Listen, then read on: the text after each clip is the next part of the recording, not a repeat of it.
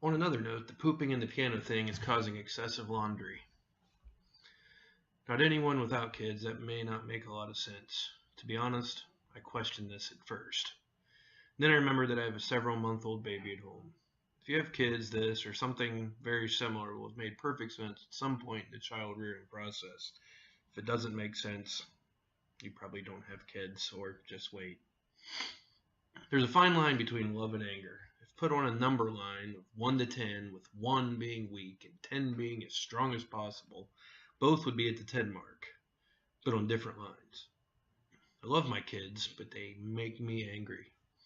I know there's supposed to be this deep felt kinship between a parent and a child. Don't get me wrong. I love my kids, and I would die for them in an instant with 0 regrets. However, this is being a little on the dramatic side. This is not, I repeat, this is not an essay to prove why you are worthy of being the head of the PTA. This is real life, and there's more of a struggle in the day-to-day activities of child rearing than saving them from a burning building. I'm much more likely to die of a stroke because I've removed the toilet, because it is plugged, with a pudding cup, and the dog is licking the remainder of the wax ring off of the floor, than I am to die while rescuing them from a burning building. I'm much more likely to have an aneurysm because I bought a box of 48 Pop-Tarts that didn't last 48 hours than I am to lead a charge into a building, Chuck Norris style, to kill terrorists and rescue the kids that had been taken hostage. I'm more likely to blow up because my kids pooped on a piece of college ruled notebook paper. It was left on the floor in the bathroom near the toilet because it, and I quote, seemed like it would be funny, than to die while pushing them out of the way of oncoming traffic in which I'm hit by myself. Essentially, they pooped both in the toilet and on a piece of paper. Ironically, they did not poop in the toilet or on the toilet paper. Probably because they had already flushed the entire roll of toilet paper and plugged my brand new quote-unquote unpluggable toilet. I'm more likely to die from some non-mentioned internal implosion from the likes of, I didn't think of that. It seemed like a good idea at the time, or answering the question of, is your homework done with, I started it. I didn't ask if you started it. I don't care if you started it. I'm looking for final results, not progress. Having kids is truly a life-changing event. I have 3 boys that are older and a newborn girl. Now, before anybody out there asks in some awkward manner if she was an oops baby, I had a vasectomy years ago and then had it reversed. This is the textbook definition of a planned baby. I don't know if that's a good thing or not, but it seems important. Now, I found that you have to establish certain rules when you have kids. It'd be easy if these rules were standardized and they could be memorized from reading a book prior to birth. Anyone that has kids knows that this is simply not the answer. You're forced to have rules that outline the negative consequences of, say, having a ketchup fight, and my personal favorite of, you're not allowed to eat pudding in the bathroom. With kids, it took 17 minutes to realize they can poop 3 times in 17 minutes, and I strongly recommend against the straight-up apple juice for newborns or for toddlers. You're going to want to water that down about 50-50. My kids have their own bathroom, and I've been in it once. This was one of the scariest encounters of my life. Most people have something that they're deathly afraid of. Snakes, heights, Freddy Krueger. Forget having to spend the night in a haunted house. Spend 4 minutes in my kid's bathroom and everything else pales in comparison. Imagine this. As you open the door to the bathroom, the first thing you notice is that the fan is not on, and that should be an immediate showstopper. The exhaust fan is an integral component to any restroom. I actually tend to feel bad for the fan. If you believe in reincarnation and that you could come back as some inanimate object, the bathroom exhaust fan would be worse than being the seat in a portable toilet in Mexico after an all-you-can-eat bean dinner. If Dante was itemizing bad things to come back as, this would be reserved for the 9th level of Hellions. So, the fan is off. Okay, I can do this. I reach in and I cannot find the switch. I'm now forced to enter without protection. The smell is the absolute worst thing in the entire evolution. There's an odor war being fought between Ball Sweat and Old Spice, and I assure you Old Spice is not winning. I get the fan light combo on and bingo, I'm in. However, during my jawn into the restroom for the light fan combo, I step into something wet, and my clean and dry socks are now neither clean nor dry. I tell myself it's just water, it's just water, it's just water. Deep down inside, I know it probably isn't just water, but if I think about it too much at this point, I'll lose my nerve and back out.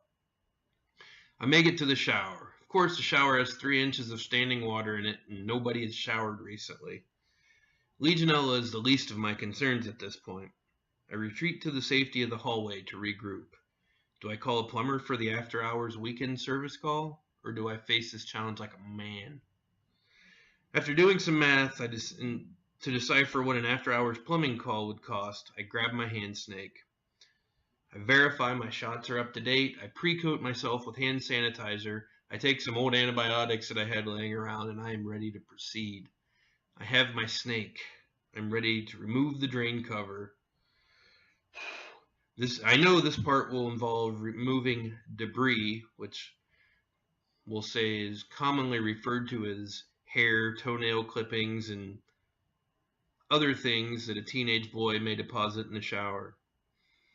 I don't really know, and in all honesty, I don't want to know. On a side note, I may not know, but I'm relatively sure the nature of the blockage. However, I still don't want to know, and that seems very important. After running the numbers one last time and deciding against calling the plumber, I push forward with the snake. I get the snake into the drain, and I feel like I'm making progress. After several minutes of work, sweating, cursing, and a few backsplashes in the face, I feel my snake hit something. I toil with the snake for some time in reverse direction. I get the snake back out, but the water is not going down. I run the snake in again and with the same result. At this point, I'm getting close to being ready to give up. My man card gets the best of me, and I run the snake one more time. Again, I get about 15 feet into the drain, and I'm hitting something. I quietly wonder to myself if semen can become harder than concrete. I wonder what the average amount is per ejaculation, and the number of ejaculates per day, and the volume needed to plug a 2-inch drain line, and all of a sudden I get something. I hook into something and I pull like I just caught a swordfish in the Caribbean. I nearly fall into the cesspool that is in the shower, and something gives. First I thought it was my back. No such luck. The standing water goes down and I remove the snake. I'm absolutely deathly afraid of what I'm going to find on the end of the snake. As I pull it out, there's nothing. I caught nothing, but the shower is flowing. Mission accomplished. Now off to the ER for the tetanus shot, but not before I wire around the switch electrically in the bathroom to ensure that it stays on all the time. This will use more electricity, but well worth the expense. Now, if you want to curb teen pregnancies with kids, I found one item that will do just that. Hand them a receipt from the grocery store from someone that has 3 boys. My typical receipt reaches somewhere from the top of the receipt to the ground on a slow week. I carry it around and I look like Frankenstein walking with my arms out. The bottom of the receipt is still coiled up on the ground.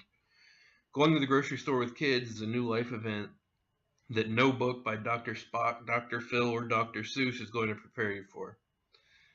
Getting groceries is one of my least favorite things to do.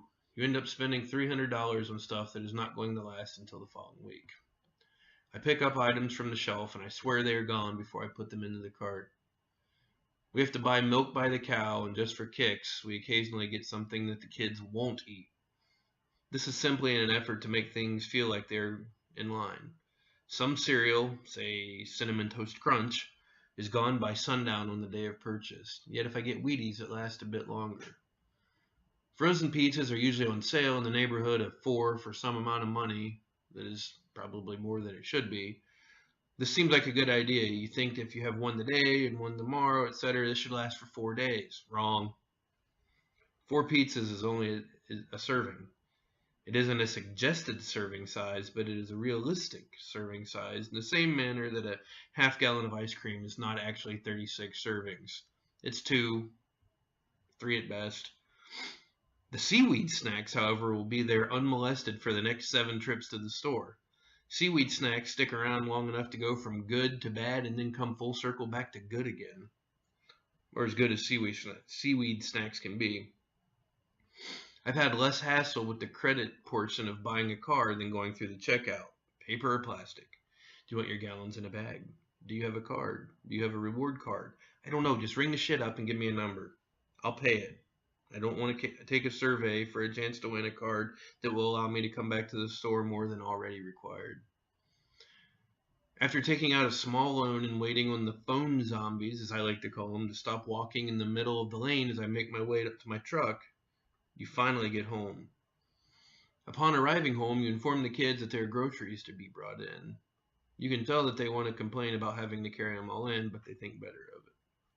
They will be satisfied with rolling their eyes when you aren't looking and acting as if you asked them to dig the Panama Canal by hand. After they scavenge what they want,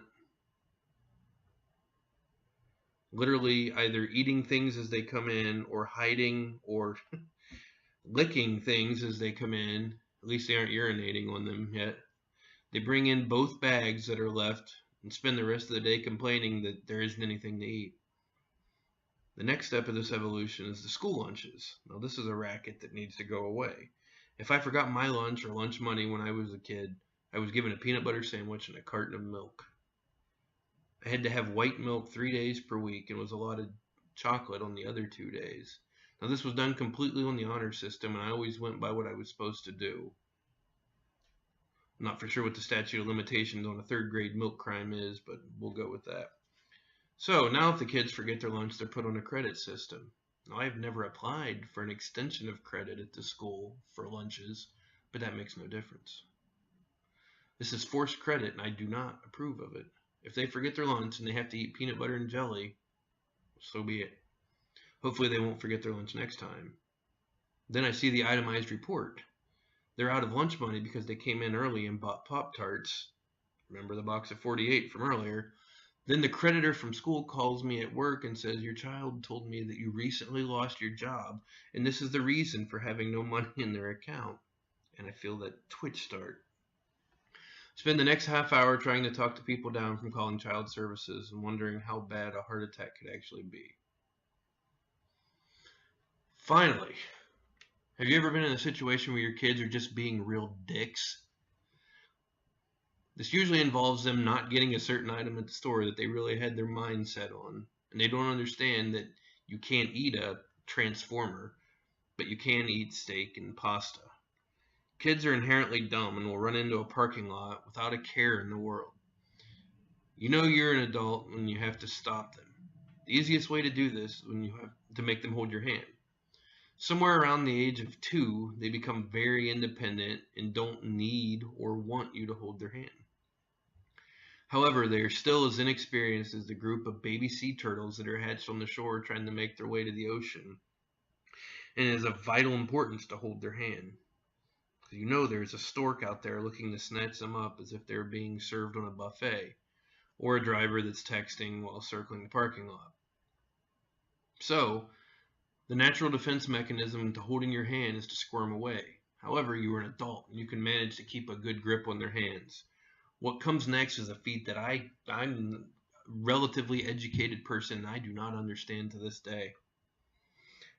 They somehow manage to go completely limp and fall into a pile of themselves. The arms go up, thus removing any sort of handle that you may have had on them. Very similar to watching cops arrest someone that clearly doesn't want to be arrested. At first they're on the offensive and they bite and they swing and they spit.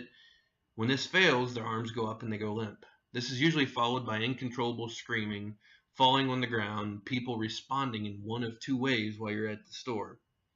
1. People look at you in horror and disbelief. These people don't have kids. Or 2, you're completely ignored by others. These people have kids and don't really care about yours. They're more fun. Kids are, again, if you want to, have kids. They're much more fun to make than they are to raise. I was recently reflecting about all this when my 16-year-old looks me dead in the eye as I'm yelling at him for something, As he's waiting on his Pop-Tarts to cook, apparently we got more, and he uses my words against me. As I'm yelling at him, he looks at me and says, maybe you should have worn a condom. Now, I don't know if the tears were in anger, realization of truth, or pride, but I assure you they were present right up until the point where I blacked out.